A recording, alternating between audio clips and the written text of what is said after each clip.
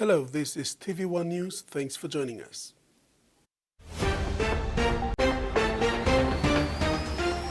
In this edition, early childhood education needs strong foundation.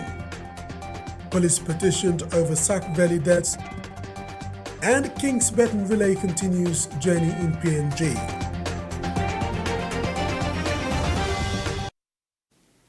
A memorandum of understanding was signed between the Australasian College of Health Service Management and the PNG National Department of Health, aimed at driving improvement in healthcare systems within Papua New Guinea.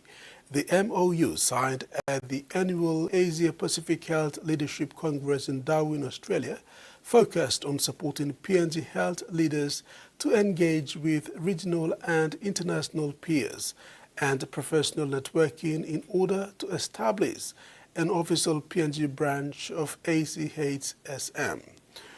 Margaret Samay, a member of the National Department of Health, said the Australian government had provided them with the opportunity to connect and contribute towards health leadership within the country and the wider Pacific region.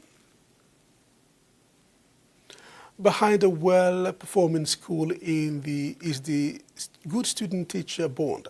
Former school captain for LaSalle Technical Secondary School in Port Moresby, Max Xavier, described LaSalle teachers and students as a second family. LaSalle Technical Secondary School topped both grade 10 and 12 in the 2025 national examinations. According to the Australian Education Research Organisation, a good student-teacher relationship boosts academic success, improves social emotional well-being, fosters a positive school environment, and provides crucial support. Former school captain for LaSalle Technical Secondary School 2023 to 2024, Max Xavier, shared that LaSalle has definitely left a mark in his life, and he will always see the school as home away from home. The best way I can put it is we are a family here, and I can tell as a student here that has been here for more than 4 years, I can truly see the essence of it, and I've lived with it. And many students that they can relate, all the students that have been here, they can relate that in here we are not just a school and just ordinary teachers and students relationship, but we are a family indeed. Their learning environment was conducive, and with the staff being supportive, students were inspired to do better. The former school captain said while students expected the exams to be a challenge, the sleepless nights, weekends in school, and long remedials did not go to waste. It was tiring. I mean, we were here weekdays and weekends. Some students not only came to school for remedial purposes, but just to be on the school-listed campus for their studies. And Deputy Principal Administration, Brother Francis Toliman, also shared the same sentiments, stating how essential it is for teachers and students to collaborate to achieve their respective goals. We want to maintain our performance the way we have performed, and it depends on our consistency, how we are consistent with our working with the students and collaborating, teachers working together to achieve those goals. We will continue to do what we have done. Jasmine Nero-Jack, TV1 News. LaSalle Technical Secondary School in Port Moresby believes that peer teaching is crucial to exam preparations. Former school captain Max Xavier shared that Principal Brother Anthony Sammy Pancras and teachers emphasized on peer teaching to allow for different perspectives on subjects. we also have the big emphasis on peer teaching, and that has been crucial for our preparation. Been arranged with the teachers, so the first, if we have double period in a day for a particular subject, we sometimes arrange with the teachers, and the first period they take up to teach whatever they need to teach, and then the second period they give it to us to teach and do peer teaching with our fellow mates. And in that way, everybody understands, not only from the teacher's perspective, but from their friends as well. It's important to set the right foundation in early childhood learning, as this is not just beneficial but also important for a child's success in school, which is what parents want for their children. In line with that, the Education Department announced in October last year a comprehensive elementary teachers training plan for 2026 to 2029. Education Secretary Dr. Uke Kombra recently stressed on the need to build a strong early childhood learning foundation, an important part in a child's life as it lays the groundwork for all future learning and well-being. This is why a comprehensive elementary teachers training plan for 2026 to 2029 was announced by the Education Department in October 2025. Dr. Kombra said the conversion program aims to upskill all elementary teachers to the Diploma in Primary Teaching qualification, a key requirement under the new 166 education structure. We will continue to implement this successfully and effectively as it should be. In the next 10 years or 20 years, when some of us leave and come back, we're going to see something completely different. I think that's the right direction, Minister. Thank you. We will continue to do this. We'll get our World Bank support and everyone else to support this program so that we can take that going forward. If we can set the foundation right at ACE and ECE, Papua New Guinea will not go wrong. So let's continue to uphold these changes that we have brought in this year, and we will continue to do that. The upskilling of elementary teachers has begun with the PNG Education Institute, Divine Word University, the Innovative University of Enga, and Balimo Teachers College, where the 2-year conversion program is being offered. Dr. Kombra said the plan targets the upgrade of 8,576 elementary teachers over the 4-year period from 2026 to 2029. This is in addition to 1,430 teachers, representing only 7% of the total teacher population, who underwent upgrade training between 2019 and 2025. The Education Department has recorded 21,602 elementary teachers across all provinces. The planned upgrades from 2026 to 2029 represents a major increase in training efforts across all provinces, with annual targets of 2,082 teachers in 2026, 3,613 in 2027, 2,890 in 2028, and 2,371 in 2029. The Diploma in Teaching Primary program, which the department developed and launched in 2024, is a joint effort with the Teaching Service Commission, the Department of Higher Education, Research, Science and Technology, and several teacher training institutions. The program was designed with technical guidance from the Queensland University of Technology through the Program for Improving Education project. Wedfindai, TV1 News. Elementary school teachers in Morobe province are set to graduate with diploma in early childhood and junior primary teaching this year. This is part of the conversion program the Education Department is implementing to upskill all elementary or early grade teachers to the diploma in primary teaching qualification. Over 80 elementary school teachers in Morobe province are expected to graduate this year with diplomas in early childhood and junior primary teaching. The Diploma in Teaching Primary in-Service program, which the Education Department developed and launched in 2024, is a conversion program that aims to upskill all elementary or early grade teachers, a key requirement under the new 166 education structure. On Friday, May 16, 2025, elementary teachers from Morobe underwent orientation before undergoing their 1-year training. elementary teachers so that they can teach in the primary schools under the 166 structure. So these teachers will be given a restricted provisional registration where they will be teaching in prep, grade 1 and grade 2 in the primary sector. Once they upgrade further to a degree level, then they can teach in the upper grade 5, 6, 7 onwards. But they are our elementary teachers and we are upgrading them. That's the program they are doing now. With the phasing out of the elementary schools and phasing in of the early childhood system and the structure that's goes into primary, we need to retrain them. And that's exactly what we are doing now. We did the first enrollment training last year at the Hellspark campus, and now we move to the site. And this will be our second intake that we are doing. But our main campus, we've been running that for some time now, for 5 years now. So of the off-campus, this will be our second intake of this elementary teacher qualification upgrade.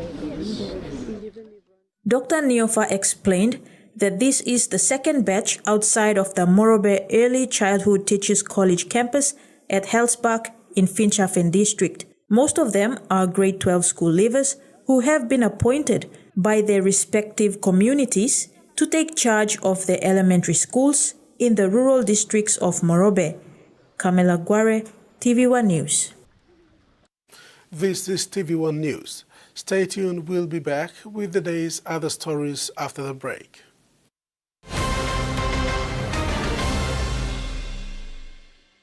For too long, banking has felt out of reach for many. But now, BSP's One-Took Wallet is here to change that. Send and receive money, pay bills, and top up. It's your money, wherever, whenever. Because at BSP, we are committed to improving how our customers connect to our One-Toks, to our family, to the ones we love. BSP's One-Took Wallet. Money made easy. Dial *131# for everyone.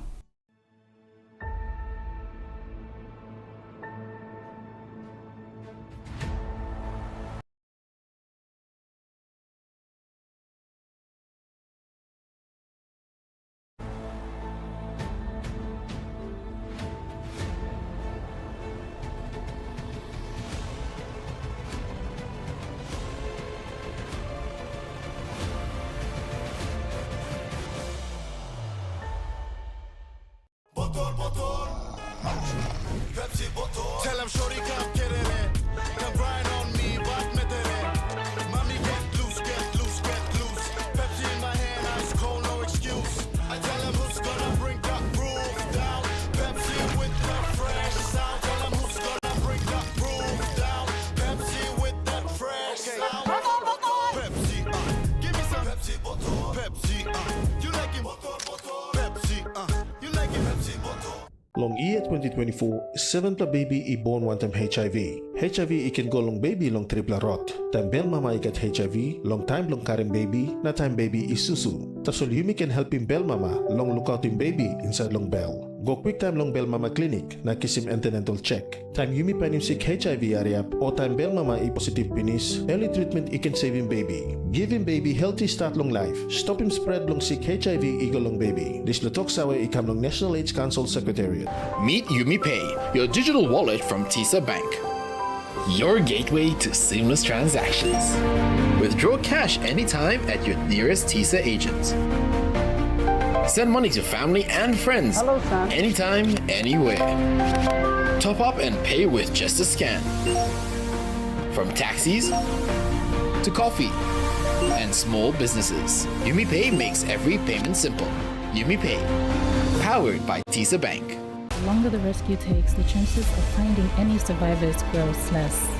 Mila tok la one something bin kama. Em troll sa mina mama bloy ino one bellikli. Ino ko pelo ifal girls 2 by Sakoros. Tani salim DNA sample kamla yo. Cassie is my sister. DNA sample will make a match. Emini mosem. Emini sem daddy tasul. Daniela where? What are you gonna do now? Dad's not here anymore, Savannah. There's no way in hell Bamila and Mila Savannah true plus story. Harry Kane, penalty taker extraordinaire.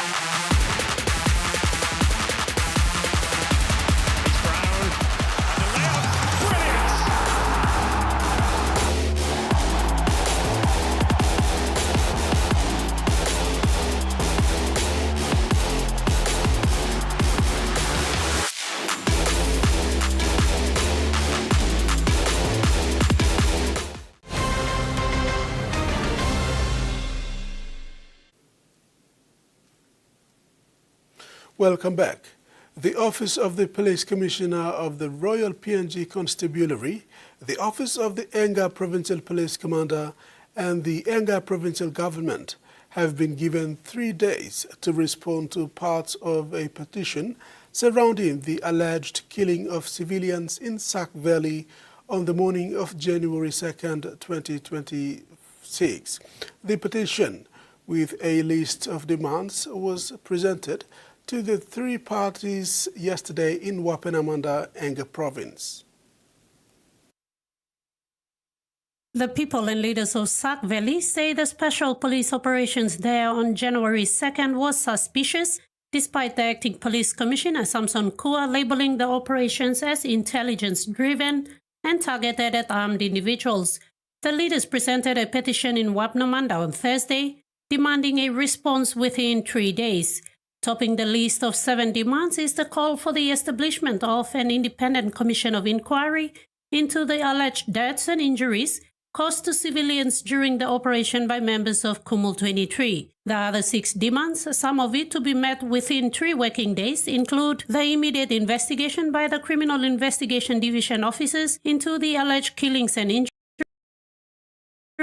engagement of CID to facilitate formalities of executing post-mortem of the 5 dead bodies, engagement of Internal Investigation Directorate to investigate officers engaged in this operation, the 3 parties to compensate the 5 alleged deaths, the 4 injuries and other damages at a total value of 6.3 million kina, the release of 2 men detained at the Mendi cell, and for the 3 parties to meet the cost of repatriating the bodies from Montagan to Sak Valley for burial. It was also made known that if the response to these demands is delayed, they will follow up until a comprehensive answer is received. According to the brief provided with the petition, it is alleged that the high intelligence operations resulted in 5 civilian deaths and another 5 with injuries. The deceased included a village court magistrate of Alumanda Village Court, his spouse, who is a primary school teacher, 2 27 and 28-year-old men from Rayakam Council Ward 8, and a former woman councillor from Londo Ward 16. In their responses, the police, the minister and the Prime Minister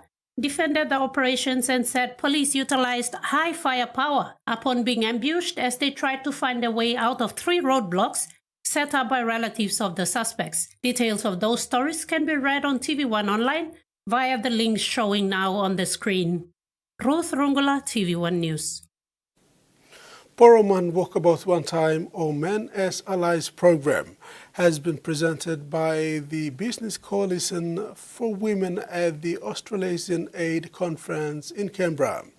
The social norms program designed to address the root causes of harassment and bullying was piloted in 2023 to engage men as allies for gender equality and violence prevention. The first of its kind allyship training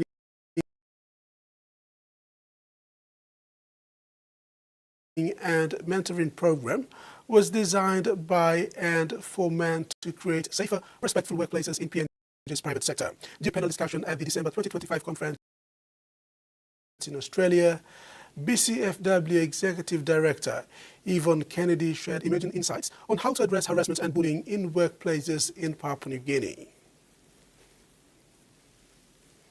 Health Minister Elias Kapavore is urging the health sector to shift their focus to meet the Sustainable Development Goals, especially the goal number 3, which is good health, within the next 5 years.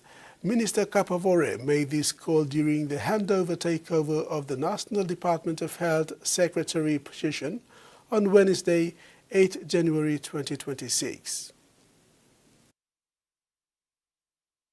Health Minister Elias Kapavore announced that he addressed the event not only as the Minister for Health, but also as the Deputy President of the World Health Assembly, a position he regards as very significant, one for PNG to be recognized among the Western Pacific nations and the world. However, with the position also comes the responsibility to show results in terms of delivering the Sustainable Development Goals, or SDGs, especially SDG number 3, which is good health. He said it is embarrassing for Papua New Guinea to hold such a high position in the region and yet not have much to show.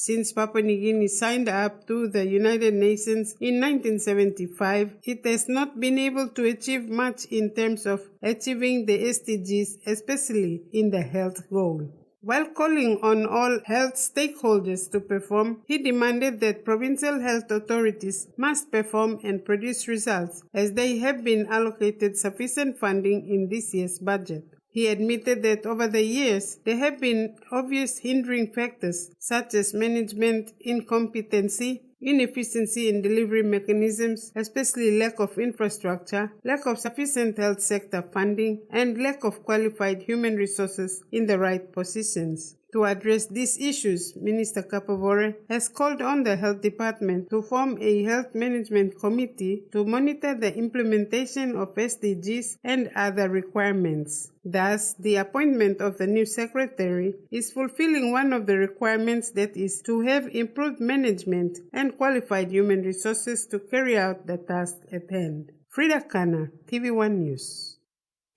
Supported by the Australian government, the Papua New Guinea Women's Business Resource Centre has reached another milestone by officially becoming an independent PNG organization since its establishment in 2016. Most women face barriers to business ownership and leadership, with inadequate access to finance, education and safe business environment, gender-based violence and societal norms. Hence, PNG WBRC was established to address these realities.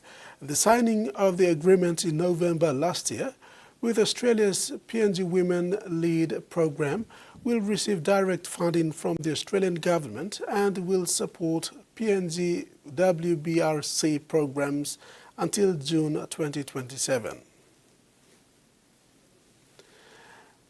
Now the finance news. The kina closed lower at $0.2346 in the interbank market.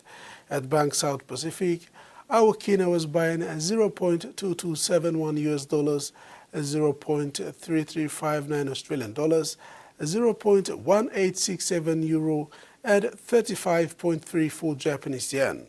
Looking at commodity prices at New York close, all closed higher, except coffee closed lower and palm oil closed the day unchanged.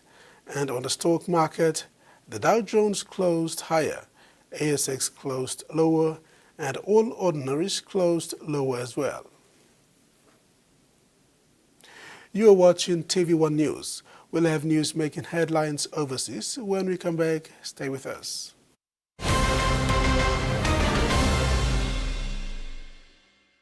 Banking doesn't have to be complicated. With PSP's OneTalk Wallet, control your money wherever, whenever. Dial *131#, enter your PIN, select cash in or out, and generate a secure code to withdraw cash. It's the only wallet for cardless ATM withdrawals. Send and receive funds, pay for goods and bills, or withdraw cash with ease. All with PSP's OneTalk Wallet. PSP's OneTalk Wallet. Money made easy. Dial *131# today. For tasty and a delicious meal choice for your enjoyment, Prima is the name you can trust. For guaranteed meal satisfaction during special occasions or that daily meal, Prima is the name you can trust.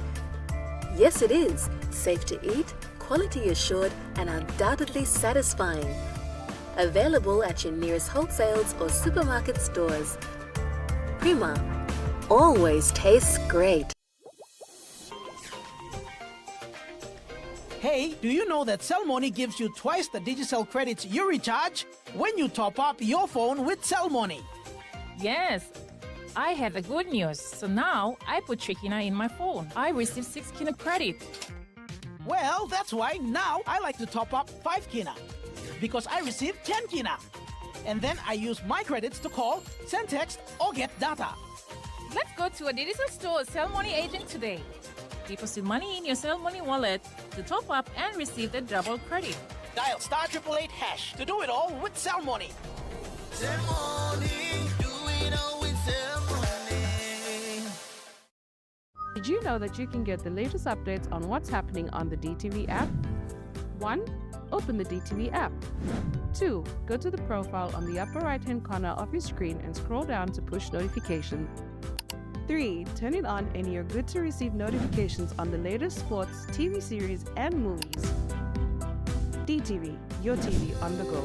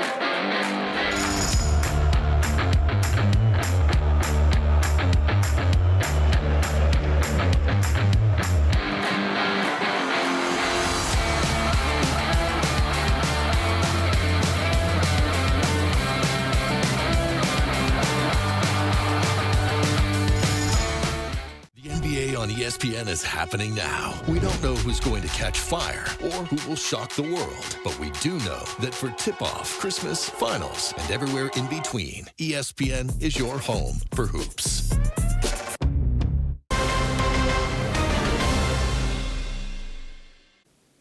Thanks for staying with us.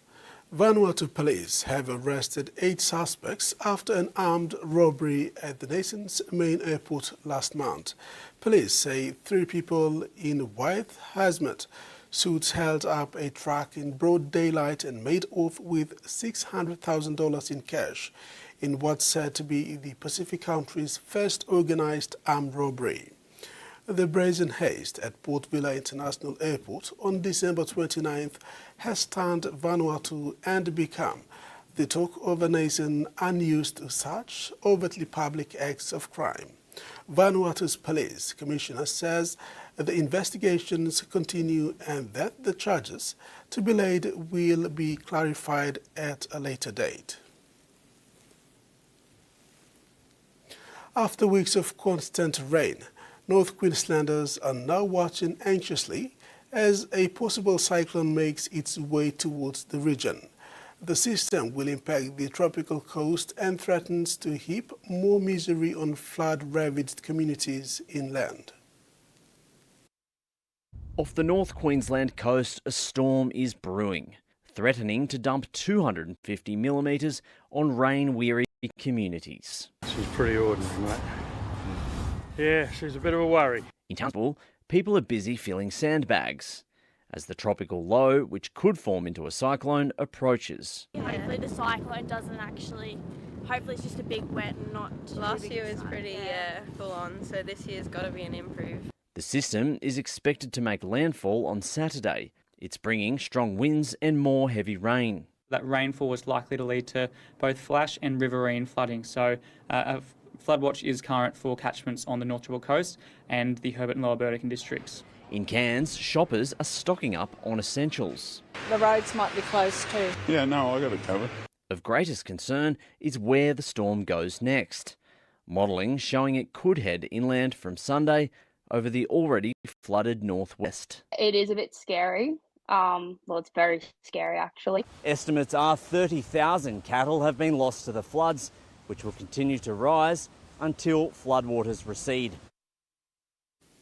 And in 40-degree heat, children in Alice Springs are pulling on their winter woolies and lacing their skates. It clocks up record temperatures and swelters in the summer heat. There is an icy feeling inside the convention centre. In what can only be described as the coolest event of the summer, residents are invited to get their skates on, quite literally. People think it's hard, but for me it's quite easy because I've been doing it for a while, and it's nice and cool in here because it's 40 degrees outside. It's really fun, gets everyone together, like old friends and stuff. The icy experience in Alice Springs is part of a free school holiday program in Central Australia, funded by the federal government, delivered in partnership with the town council. So it's making it free and accessible to youth and families of our town to come out, get active and have fun this summer. Some slide, others wobbles. Some are seasoned professionals, and some are not. But everyone is having fun. I think it's wonderful. It's great. It's great to see everyone from the community coming through and just enjoying themselves.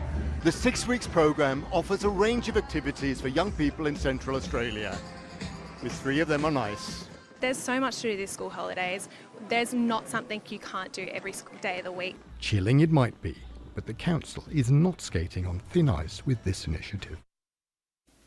In the south of Australia, southern New South Wales sweats through the worst heat wave since the Black Summer of 2020. One regional community is trialling a new approach to keep vulnerable residents cool. Volunteer-run Heatwave havens will be operating across the south coast, providing locals a safe space to beat the heat.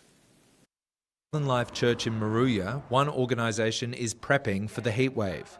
Temperatures of up to 40 degrees are expected, giving locals between here and Bateman's Bay the first opportunity to trial their so-called heatwave havens. These facilities are actually going to start to operate during these events to provide a refuge for our more vulnerable members of our community. Community halls, churches and surf lifesaving clubs will become a place of respite. Following the Black Summer bushfires, they've been retrofitted with solar panels, backup power generators, air conditioning, purifiers and Starlink capacity. At least 7 volunteer-run centres across the Eurobodalla will be open at different points during the coming heatwave, including here at the Uniting Church in Catalina, giving vulnerable locals a community space to escape the elements, as well as a place to enjoy a cup of tea. Kelly Beavis lives nearby in affordable housing and hopes others will take advantage of the new spaces. The elderly in the community and the people who can't afford the electricity to run all these aircons really need to know, and it's really important that we support people like that. If all goes well, the havens could be included in the region's official emergency management plan. Hundreds of Elvis fans have made the annual train pilgrimage from Sydney to the annual festival celebrating the King of Rock and Roll. The event in Parks, now in its 33rd year, is expected to attract more than 25,000 people. Central Station was moving to a different rhythm this morning. Travelling with all the rest of the would-be kings, why not? The destination for these rock and rollers, Parks, for the annual Elvis Festival. First time on the train, and I ticked it off my bucket list. Yeah, I'm first time away from Cairns, and we're enjoying the day. Drink plenty of water so we can sing our hearts out. Some outfits were a little more practical than others. So I can sit down in it. I don't know if I can sit down for 7 hours, but I'll try. Gail made these, she makes them all. While a roster of Elvis tribute artists followed the crowds into the carriages. Thank you very much. Yes, honey. It's a 7-hour sing-along for this trainload of Elvis fans heading west, and this is just the warm-up act. But for many of these fans, the Elvis Express is the only way to truly bring the spirit of the King of Rock and Roll to Parks. Step on my blues wet shoes. Kicking off a 5-day marathon of musical tributes. And that ends the news segment. Later in sports, King's Baton relay continues and Bears anticipate physical encounter.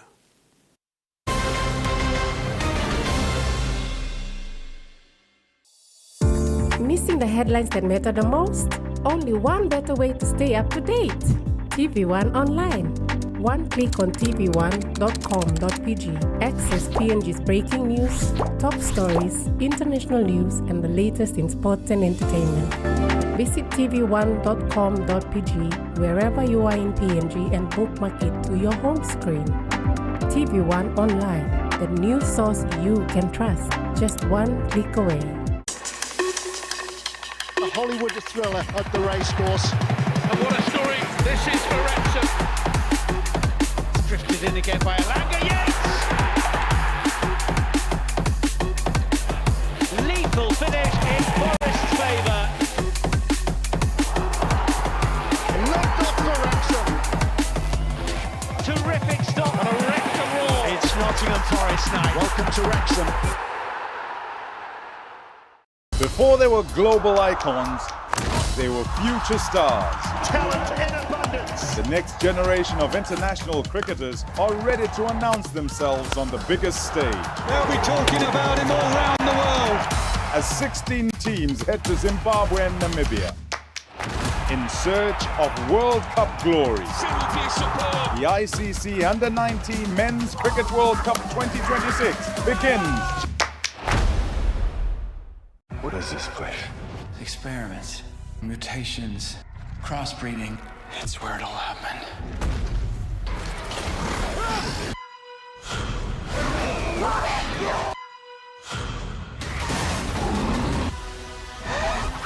Hang on! Run! Jurassic World Rebirth premieres Saturday, January 10th, 9 p.m. on HBO.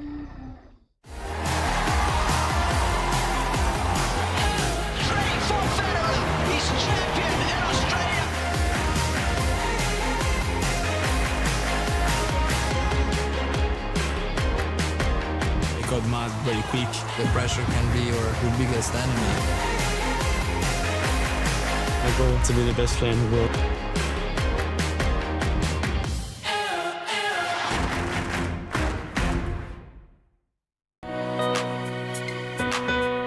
This is Gospel Africa. You will always win. You will always win. You never lost the battle. You never lost a battle. You will always win. You will always win. You never lost the battle. You never lost the battle. You will always win. You will always win. You never lost the battle. You never lost the battle. You will always win. You will always win. You never lost the battle. You never lost the battle. You will always win. You will always win.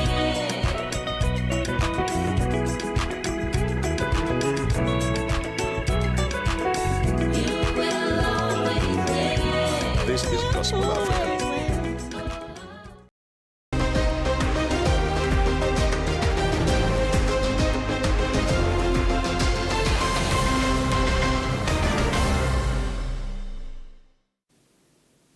Papua New Guinea officially began its leg of the King's Baton Relay Thursday, marking a countdown to the 2026 Glasgow Commonwealth Games. The relay commenced at the Hanuabada village in Port Moresby before making a trip to East New Britain today. This event signifies PNG's commitment to sport and community engagement. On Thursday, 8th January, PNG carried out the King's Baton Relay with different activities. Locals of Hanuabada village joined nearly 200 volunteers in Port Moresby in cleaning up along the seaside at the city's big village. This activity forms part of 2026 Glasgow Commonwealth Games Clean Oceans Plastic campaign, which aims to prevent 1 million pieces of plastic from entering waterways and oceans across Commonwealth nations. Following the cleanup activity, the baton travelled through the village. Children gathered for a lively game of cricket, showing sports ability to inspire youth and bring communities together.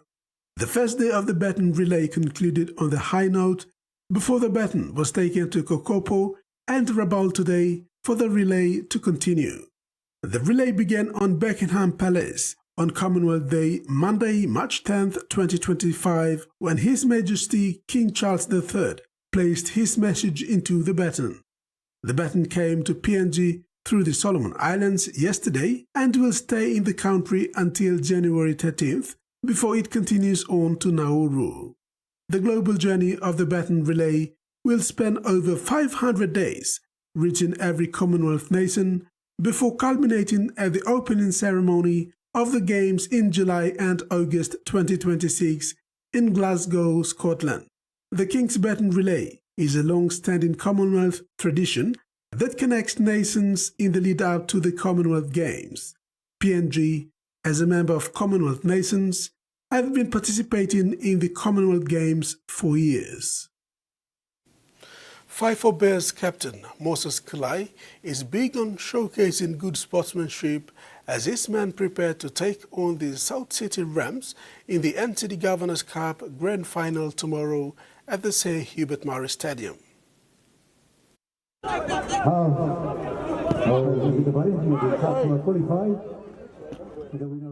The 5-4 Bears are heading into the NCD Governors Cup Grand Final as red-hot favourites, given their form throughout this festive season tournament. They have some experienced hands, including Muka Peter, Junior Bello, and Alan Simberi, powering the team, and rookies in the likes of try-scoring ace Micah Varro putting final touches to help the team charge into the grand final. Despite having a formidable team heading into the big dance, team captain Moses Kulai is expecting his men to show great sportsmanship against the opposition and round up the competition on a high note. One is something come up, one is to win, one is to lose. Bigla something, this la mentality lo. How lo carry him la sportsmanship inside of field, accept him defeat, come back strong, take him as challenge. This la no something really something must present inside of field. Speaking about the opposition team South City Rams, Kulai said the boys from Mosby South have been in their best form throughout the tournament and they will be up for the task. But his side will take the field prepared.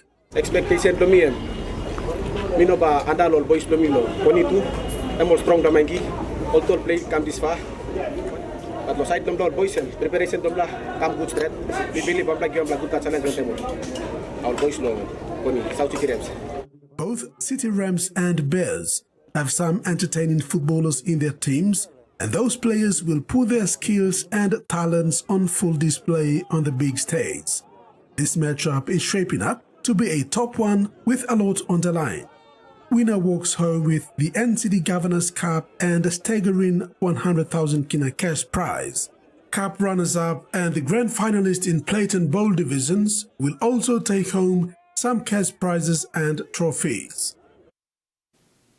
Rising rugby league talent Hercules Kondo from Eastern Highlands Province is determined to make the most of his opportunity after being shortlisted in the PNG Hunters Trials pre-season training squad. He is amongst a few players selected into the Hunters squad from the National Youth Competition. Young Hercules Kondo began his rugby league journey at Notofana Primary School in 2018, progressing through the under-14, under-16 and under-18 divisions in the school's rugby league program under the guidance of local schoolboys rugby league coach Ricky Sawavi. His steady development continued at the under-19 level while playing for Okiufa Primary School, where his performance earned him selection into the PNG NRL bid squad in 2023. He was in and around in the junior school's rugby league program, participating in the National Youth Competition. The momentum in his success got better in 2024 and 2025 when he was selected to the Junior Cumuls. This was a major breakthrough that placed him firmly in the spotlight. That progression was rewarded with a call-up to the PNG Hunters training camp. An opportunity, Kondo admits, came as a surprise. I was surprised to see my name, like my offer in Hunters, and my family also. I was so surprised. We all surprised. They trust me, and with my community, they trust me. And they said we're gonna do it in the training for pre-season. So I was trusting myself. Coming out from 6 Mile in Goroka, the same area where two renowned PNG Rugby League players, Adex Wera and late David Buko, came from, Kondo wants to be an inspiration to his younger siblings and his peers. The Junior Kumul is a versatile backline player. He can cover center, fullback and halves, though he has been mainly training at fullback with Hunters. Kondo said he is also keen to test himself on the wing if given the chance. Kondo thanked the PNG Hunters and the PNG NRL bid for the NRL bid program and National Youth Competition, because Rugby continues to open doors to many opportunities for young Papua New Guineans like himself. The race to the ICC Women's T20 World Cup 2026 gathers momentum as the global qualifier gets underway in Nepal from January 14th to February 1st this year, bringing together 10 teams competing for the 4 final places at the event in England and Wales. Starting January 14th, a total of 10 warm-up matches have also been scheduled for the teams to get much-needed minutes on the pitch ahead of the tournament. The tournament begins on January 18th. PNG is featured in Group A with Bangladesh, Ireland, Namibia and the United States. The PNG Leopards depart Australia this Sunday, January 11th, after participating in warm-up matches. New rivalries across the Pacific will be created when the OFC Professional League kicks off at Eden Park in Auckland on January 17th. A total of 72 matches will be played, but a few stand out above the rest. Building upon many football rivalries across the Oceania region, here are the few to keep an eye on when the action begins. A region known for its passion for football, Solomon Keynes FC and PNG Hekari FC will put Melanesian bragging rights on the line as 2 of the region's first professional football clubs clash on the league's opening weekend on Sunday, January 18th. The storied football rivalry between Papua New Guinea and the Solomon Islands will enter a new chapter during the competition after recent meetings both in men's and women's football on the international stage during the OFC Women's Nations Cup 2025 final and FIFA World Cup 26 Oceania qualifiers. Matches between the two sides are likely to be intense and emotionally charged throughout the season, particularly given the passion, sound and color their fans will undoubtedly bring to the stands. The first installment of the rivalry will light up the opening weekend of the league on the competition's second-day match at Eden Park before they meet again during the third circuit round across the ditch in Australia on February 22nd. FIFA will fully support the OFC Professional League to deliver professional football to the Oceania region for the very first time. Susan Oreape, TV1 Sports. That ends the sports segment. Now the weather.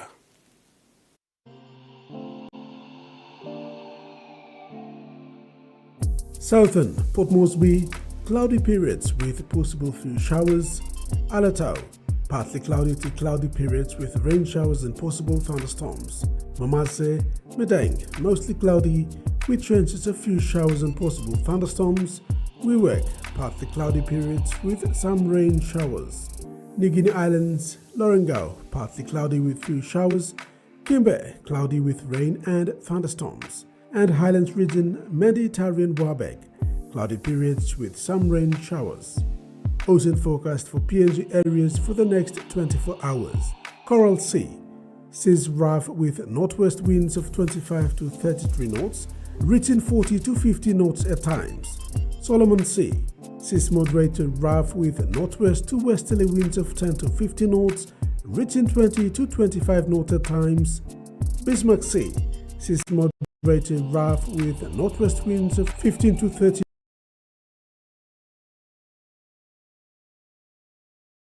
knots. Pacific Ocean, seas moderate to rough with northwest to westerly winds of 10 to 20 knots. And coastal waters forecast, waters of southern PNG Indonesian border to Daro Tokyo Island, Karamayul Island, Hood Point to Samurai Island, seas 2 to 3 meters, rising to 3.5 to 4 meters at times. And waters of Finsafen through Vitia Strait to Siasi Long Island to Medang, seas 1.5 to 2.5 meters, rising to 3 to 4 meters at times.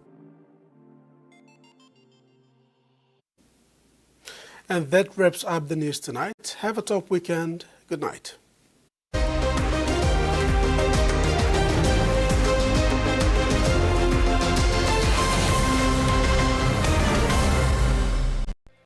The TVWAN News was proudly brought to you by